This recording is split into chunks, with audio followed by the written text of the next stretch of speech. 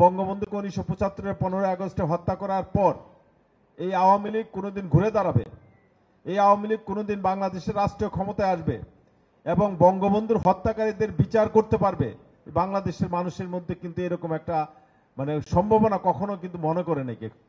কিন্তু আপনারা জানেন আমাদের প্রাণপ্রিয় নেত্রী শেখ হাসিনা দীর্ঘ 6 বছর পর 1981 সালের 17ই মে তিনি এই বাংলাদেশে প্রত্যাবর্তন করেছিলেন আওয়ামী লীগের সভাপতির দায়িত্ব নিয়ে, এবং তিনি আওয়ামী লীগের সভাপতির দায়িত্ব নিয়ে যেদিন বাংলাদেশে প্রত্যাবর্তন করেছেন সেদিন থেকেই মানুষের মনে কিন্তু আশার জাগরণ হয়েছে এবং সেই থেকে আজকে 43 বছর এই বাংলাদেশ আওয়ামী লীগের সভাপতির দায়িত্ব পালন করছেন আমাদের প্রাণপ্রিয় নেত্রী শেখ হাসিনা, যেটা বিশ্বের একমাত্র নজির যে একজন রাজনৈতিক নেতা একটি দলের 43 বছর তিনি সভাপতির দায়িত্ব পালন করছেন।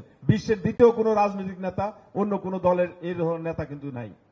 শুধু তাই নয়, এই দীর্ঘদিন তিনি এই দলের সভাপতির দায়িত্ব থেকে তিনি এই আওয়ামী লীগকে, যে আওয়ামী লীগ কোনোদিন ঘুরে দাঁড়াতে পারবে, বঙ্গবন্ধু হত্যার বিচার হবে, ওই কুখ্যাত রাজাকার সালাউদ্দিন কাদের চৌধুরীর মতো কুখ্যাত রাজাকারদের এই দেশে বিচার কেউ করতে পারবে, কেউ বিশ্বাস করতো না। কিন্তু আমাদের প্রাণপ্রিয় নেত্রী তিনি বাংলাদেশে প্রত্যাবর্তন করে আওয়ামী লীগের সভাপতির দায়িত্ব নিয়ে তিনি মাত্র 5 বছরের ব্যবধানে 1986 সালে এই আওয়ামী লীগ, হারিয়ে যাওয়া যে দল, এই আওয়ামী লীগকে তিনি প্রথম পার্লামেন্টের বিরোধী দলের আসনে তিনি অধিষ্ঠিত করেছিলেন। 1991 সালে এই দলটি নিশ্চিত রাষ্ট্রীয় ক্ষমতায় যাবে, কিন্তু ষড়যন্ত্র এবং চক্রান্তের কারণে সেদিন আমরা পরাজিত হয়েছিলাম। ঠিকই 1996 সালে এই দলটিকে তিনি রাষ্ট্রীয় ক্ষমতায় নিয়ে আমাদের প্রিয় নেত্রী বাংলাদেশের প্রধানমন্ত্রী নির্বাচিত হয়েছেন এবং তিনি প্রধানমন্ত্রী হওয়ার পরেই বঙ্গবন্ধু হত্যার বিচারের পথ তিনি সুগম করেছিলেন। বঙ্গবন্ধুর খুনিদের বিচারের আওতায় নিয়ে এসে তাদের বিচার করে তাদেরকে কিন্তু সাজা দিয়েছিলেন এবং 2001 সালে আবারও ষড়যন্ত্রের নির্বাচনের মাধ্যমে আমাদের পরাজিত করে দীর্ঘ 5 বছর 4 দলীয় জোট সরকার বেগম খালেদা জিয়া, তারেক রহমান রাষ্ট্রীয় ক্ষমতায় থেকে বঙ্গবন্ধুর সেই বিচার সব বন্ধ করে রেখেছিল। কিন্তু 2009 সালে আবারও শেখ হাসিনা বাংলাদেশের রাষ্ট্রীয় ক্ষমতায় এসে তিনি কিন্তু সেই বিচারের রায় তিনি কার্যকর করেছেন। শেখ হাসিনা সারা বিশ্বের এখন উন্নয়নের রোল মডেল।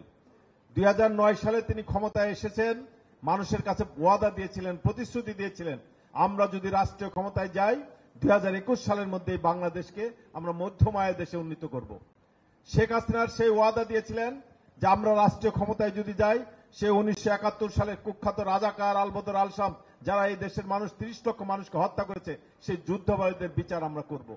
শেখ হাসিনা ওয়াদা করেছিলেন আমরা রাষ্ট্রীয় ক্ষমতায় গেলে আমরা বঙ্গবন্ধু হত্যার বিচারের রায় কার্যকর করব।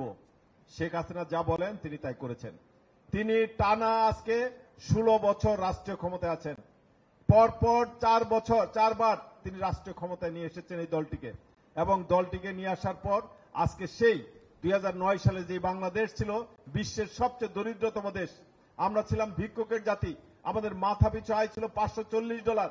শেখ হাসিনার সেই ওয়াদা অনুযায়ী আজকে বাংলাদেশের মানুষের মাথা পিছু আয় $2824। এই বাংলাদেশ আজকে গরিব দরিদ্রতম দেশ থেকে নিম্ন মধ্যম আয়ের দেশ, নিম্ন মধ্যম আয়ের দেশ থেকে মধ্যম আয়ের দেশ, আজকে আমরা উন্নয়নশীল দেশের কাতারে। এটা সবই সম্ভব হয়েছে শেখ হাসিনার কারণে। কিন্তু শেখ হাসিনা যে বাংলাদেশটাকে যেভাবে এগিয়ে নিয়ে যাচ্ছেন খুব সুন্দর সহজ পথে কিন্তু তিনি এগুচ্ছেন না। প্রতিটি পদে পদে তিনি কিন্তু বাধার সম্মুখীন হচ্ছেন। কে করছে বাধার সম্মুখীন? সে 1971 রাজাকার আলবদর আলসাম আর তাদের সাথে একটি রাজনৈতিক দল বিএনপি, যে বিএনপির চেয়ারম্যানের যে বর্তমান দায়িত্বে আছেন সে কি? সে হলো সেই কুখ্যাত জিয়াউর রহমান, যে জিয়াউর রহমান বঙ্গবন্ধু শেখ মুজিবকে হত্যা করেছে। সেই জিয়াউর রহমানের ছেলে তারেক রহমান আজকে বিএনপির সভাপতির দায়িত্ব পালন করছেন।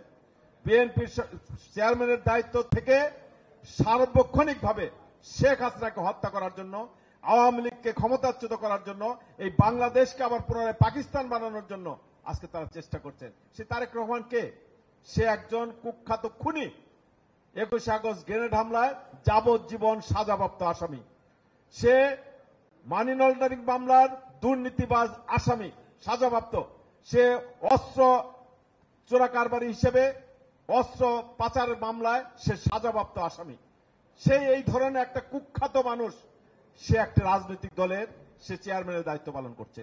আর তার দল, সেই দলের মহাসচিব গতকাল কি বোধহয় বলেছে যে বিএনপির সবচেয়ে বড় শত্রু এই সরকার, বিএনপির সবচেয়ে বড় শত্রু হলো শেখ হাসিনা, বিএনপির সবচেয়ে বড় শত্রু হলো আওয়ামী লীগ।